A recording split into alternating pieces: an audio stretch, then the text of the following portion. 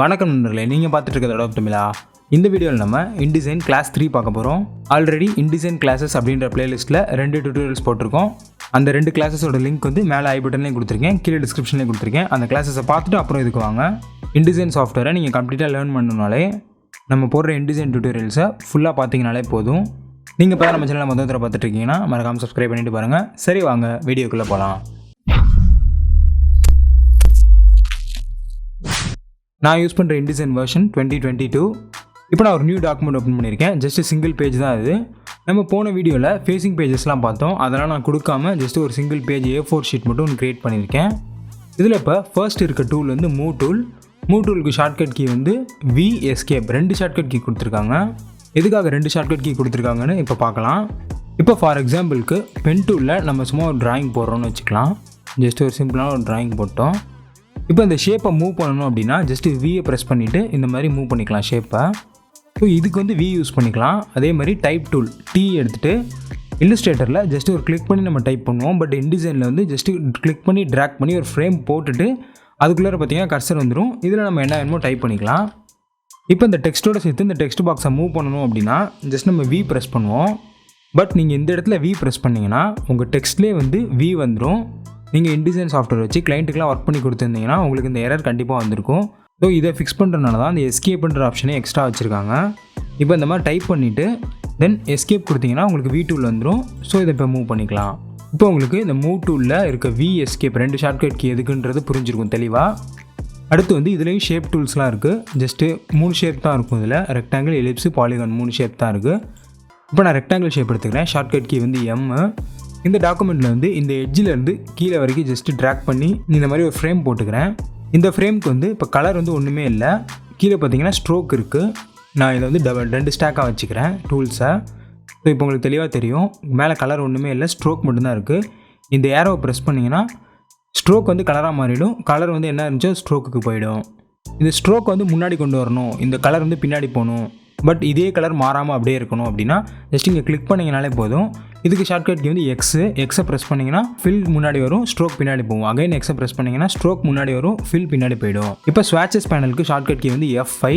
டிஃபால்ட்டாக இந்த மாதிரி ஒரு 6 ஸ்வாட்சஸ் வந்துடும். ப்ளஸ் பிளாக்கு, பேப்பர், ரெஜிஸ்ட்ரேஷன் வரும். இப்போ நான் அதில் ஏதாவது ஒரு கலர் சூஸ் பண்ணுறேன். முன்னாடி இங்கே ஸ்ட்ரோக் இருக்கனால நமக்கு வந்து இங்கே ஜூம் பண்ணி பாருங்கள், இங்கே வந்து ஸ்ட்ரோக் தான் வந்து நமக்கு வந்திருக்கு.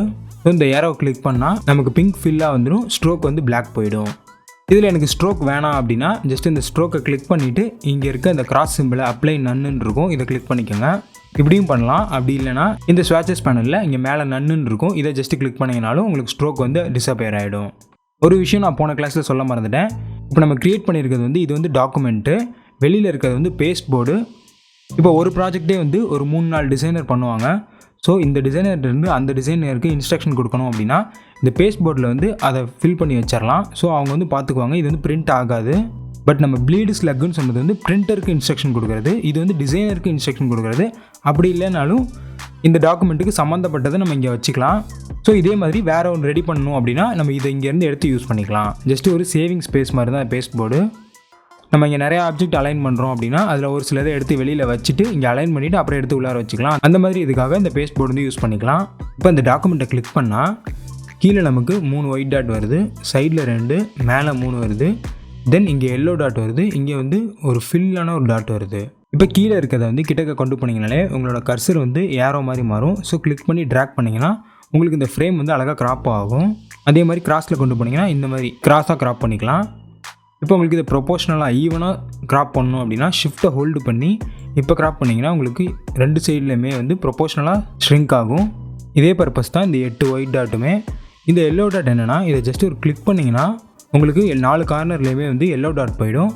ஜஸ்ட்டு கிளிக் பண்ணி இப்படி ட்ராக் பண்ணிங்கனாலும் போதும், ரவுண்டட் கார்னர்ஸாக வந்துடும். ஜஸ்ட் நீங்கள் ஒரே கிளிக்கில் ரவுண்டட் கார்னர்ஸ் எப்படி வேணால் வச்சுக்கலாம். இப்போ பேசிக் ஷேப்ஸை பற்றி ஓரளவு தெரிஞ்சுக்கிட்டோம். அடுத்து வந்து இமேஜ் இம்போர்ட் பண்ணலாம். ஜஸ்ட் இதை டெலீட் பண்ணிக்கிறேன். இப்போ ஃபைலில் போயிட்டு ப்ளேஸ் கிளிக் பண்ணிக்கிறேன். இதுக்கு ஷார்ட்கட் கீ வந்து Ctrl+D. ஜஸ்ட் ஒரு இமேஜை செலக்ட் பண்ணிவிட்டு ஓப்பன்னு கொடுத்துக்கிறேன். அந்த இமேஜ் பார்த்திங்கன்னா ஒரு சின்ன ஒரு ப்ரிவியூவோட நம்ம கர்சரில் ஸ்டிக் ஆகிட்டு வரும். ஜஸ்ட் ஒரு கிளிக் பண்ணிங்கன்னா இந்த இமேஜ் எவ்வளோ சைஸில் இருக்கோ அதே சைஸில் அப்படியே ப்ளேஸ் ஆகும். இப்போ Ctrl+Z கொடுத்துக்கிறேன்.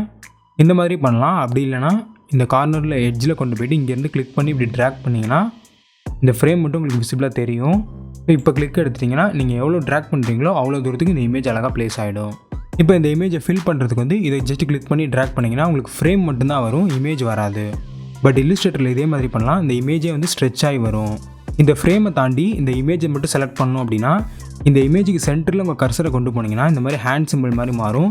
ஜஸ்ட் அதை கிளிக் பண்ணி ட்ராக் பண்ணிங்கன்னா உங்கள் இமேஜ் மட்டும் மூவ் ஆகும். பட் அந்த ஃப்ரேம் வந்து அப்படியே தான் இருக்கும்.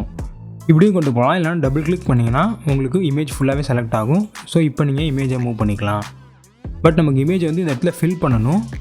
ஸோ அதே மாதிரி இந்த கார்னரில் கொண்டு போயிட்டு ஷிஃப்ட்டை ஹோல்டு பண்ணி ட்ராக் பண்ணிங்கன்னா ரெண்டு சைட்லேயுமே வந்து ப்ரொபோஷ்னலாக ட்ராக் ஆகும். ஸோ நமக்கு இமேஜ் ஸ்ட்ரெச் ஆகாமல் அதே ப்ரொபோஷனில் கிடைக்கும். இப்போ இமேஜ் செலெக்ஷனில் இருக்கும், ஜஸ்ட் வெளியில் ஒரு கிளிக் பண்ணிக்கோங்க. இப்போ ஃப்ரேம் மட்டும் தான் நமக்கு செலெக்ஷனில் இருக்கும். இப்போ இந்த பேக்ரவுண்ட் செலக்டில் இருக்குது. இப்போ விண்டோவில் போயிட்டு ப்ராப்பர்ட்டிஸ் கிளிக் பண்ணிக்கலாம். போன கிளாஸில் சொல்லியிருந்தேன் இந்த ட்ரான்ஸ்ஃபார்ம் பற்றி சொல்கிறேன் அப்படின்ட்டு. இது எதுக்குன்ட்டு இப்போ பார்ப்போம். இப்போ பாருங்கள், இந்த ப்ராப்பர்ட்டிஸில் ஃபஸ்ட்டு வந்து ட்ரான்ஸ்ஃபார்ம்ன்ற ஆப்ஷன் தான் இருக்குது. இது என்னென்னா இது எல்லாமே வந்து ரெஃபரன்ஸ் பாயிண்ட்டு, மொத்தம் 9 ரெஃபரன்ஸ் பாயிண்ட் இருக்கும். இப்போ இந்த ரெஃபரன்ஸ் பாயிண்ட்டில் நான் இந்த லெஃப்ட் கார்னரில் வந்து லெஃப்ட் டாப் கார்னரில் கிளிக் பண்ணுறேன். சைடில் இருக்க இந்த லிங்க் வந்து ஆஃபில் இருக்குது. ஸோ இந்த லிங்க்கை ஜஸ்ட்டு கிளிக் பண்ணி நான் லிங்க் ஆன் பண்ணிக்கிறேன். இப்போ ஹைட் வந்து ஒரு 250 கொடுத்துட்டு என்ட்ரு கொடுக்குறேன். நம்ம ரெஃபரன்ஸ் பாயிண்ட் எங்கே வச்சுருக்கோமோ அந்த இடம் மூவே ஆகாது. இப்போ இந்த கார்னரில் தான் வச்சுருக்கோம். ஸோ இந்த கார்னர் மூவே ஆகாது. மித்தபடி இந்த ரெண்டு சைட்லேயுமே ஈவனாக ஸ்ட்ரிங்க் ஆகுது.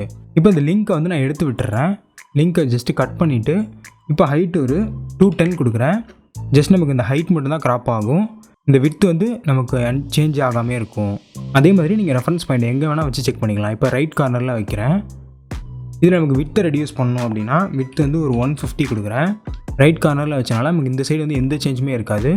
இந்த இடத்துல பிடிச்சிட்டு இந்த இடத்துல ஒரு ஆணி அடித்த மாதிரி நினச்சிக்கோங்க. இங்கே ஒரு ஆணி அடித்தாச்சு, மீதி எல்லா இடத்தையுமே நம்ம சேஞ்ச் பண்ணுற மாதிரி அர்த்தம். அதுக்கு தான் இந்த ரெஃபரன்ஸ் பாயிண்ட் யூஸ் ஆகுது. நம்ம ஒரு சில டிசைன்ஸ் பண்ணுற இடத்துல நமக்கு இந்த மாதிரி வேல்யூ போட்டு சேஞ்ச் பண்ணுற மாதிரி ஆப்ஷன்ஸ் கண்டிப்பாக வரும். அந்த மாதிரி இடத்துல இந்த ரெஃபரன்ஸ் பாயிண்ட் ரொம்ப யூஸ்ஃபுல்லாக இருக்கும். இப்போ கண்ட்ரோல் Z கொடுத்துட்டு நான் பேக்ரவுண்ட் ஃபில் பண்ண இடத்துக்கு போய்க்கிறேன். இதிலே கீழே வந்து இந்த 3 டாட்டை கிளிக் பண்ணிங்கன்னா இதில் ஆங்கிள் இருக்கும். இப்போ இது ஆங்கிள் 10 டிகிரி கொடுத்திங்கன்னா 10 டிகிரிக்கு ரொட்டேட் ஆகிடும். அதே மாதிரி இது வந்து எக்ஸ் ஆங்கிளை மட்டும் ரொட்டேட் பண்ணுறது. இப்போ இதில் இப்போ 20 டிகிரி கொடுக்குறேன். நமக்கு எக்ஸ் ஆங்கிளை மட்டும் ரொட்டேட் பண்ணி இந்த மாதிரி பிளான்ட்டிங்காக ஒரு ஃபார்ம் கிடைக்குது. இது வந்து ஹரிசாண்டல் அண்ட் வெர்டிக்கல் ஸ்ட்ரெச் பண்ணுறது பர்சன்டேஜ் வைஸாக. ஸோ இப்போ வந்து செயின் வந்து லிங்க்கில் இல்லை. இப்போ நான் ஒரு 150 கொடுக்குறேன். ஸோ நமக்கு ஈவனாக ஹரிசாண்டலாகவும் வெர்டிக்கலாகவும் ஈவனாக ஸ்ட்ரெச் ஆகுது. இப்போ இந்த செயின் வந்து லிங்க்கை கட் பண்ணிடுறேன். இப்போ இதில் ஒரு அகைன் ஒரு 150 கொடுக்குறேன்.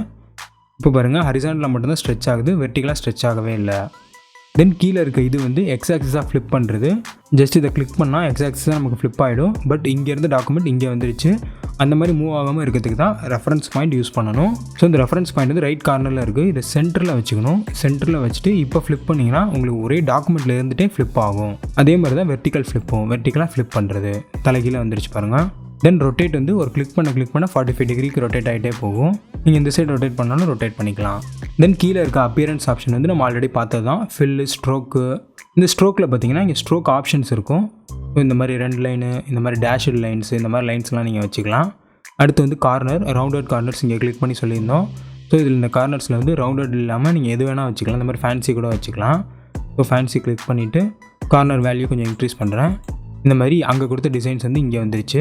அடுத்து இதுலேயும் ஃபோட்டோஷாப்பில் பார்த்த மாதிரி எஃப்எக்ஸ் ஆப்ஷன் இருக்குது. ஜஸ்ட் எஃப்எக்ஸை கிளிக் பண்ணிவிட்டு ட்ராப் ஷேடோ கொடுத்து ட்ராப் ஷேடோட வேல்யூஸ்லாம் அதை அட்ஜஸ்ட் பண்ணிக்கலாம். இதெல்லாம் நீங்கள் ஒன்று ஒன்றா கொடுத்து பாருங்கள். அடுத்து inner shadow, outer glow, inner glow எல்லாமே இதுலேயும் இருக்கும் ஃபோட்டோஷாப்பில் இருந்த மாதிரி. இதில் எக்ஸ்ட்ரா வந்து கிரேடியன்ட் ஃபெதர் அப்படின்ற ஆப்ஷன் இருக்கும். இந்த கிரேடியன்ட் ஃபெதருக்கு ஒரு டூலே இருக்குது. இதனால் ஃபியூச்சரில் எக்ஸ்பிளைன் பண்ணுறேன். அதே மாதிரி இந்த ஒப்பாசிட்டி சொல்ல மறந்துட்டேன். ஜஸ்ட் இந்த பேக்ரவுண்ட் கிளிக் பண்ணிவிட்டு இந்த ஒப்பாசிட்டி இருக்குல்ல, இதில் வந்து நீங்கள் கொஞ்சம் குறைச்சிங்கனாலே போதும். இந்த மாதிரி பேக்ரவுண்டாக அதை செட் பண்ணிவிட்டு இதுக்கு மேலே டெக்ஸ்ட் வச்சிங்கன்னா அப்போ விசிபிளாக தெரியும். இமேஜ் வந்து நல்லா ஃபேடாக இருக்க மாதிரி இருக்கும் பேக்ரவுண்டில். இந்த கிளாஸ் வந்து நம்ம இதோட முடிச்சிக்கலாம். அடுத்த கிளாஸில் அப்படியே இதுலேருந்து கண்டினியூ பண்ணலாம். இந்த வீடியோவில் நீங்கள் ஏதாவது புதுசாக கற்றுக்கிட்டீங்க அப்படின்னா அதை வந்து கமெண்ட் பண்ணுங்கள். அடுத்த வீடியோ இதோட கண்டினியூஷன் இன்னும் ரொம்ப இன்ட்ரெஸ்டிங்காக இருக்கும். அந்த இன்ட்ரெஸ்டிங்கான வீடியோவில் அடுத்து சந்திக்கலாம் நண்பர்களே. நன்றி, வணக்கம்.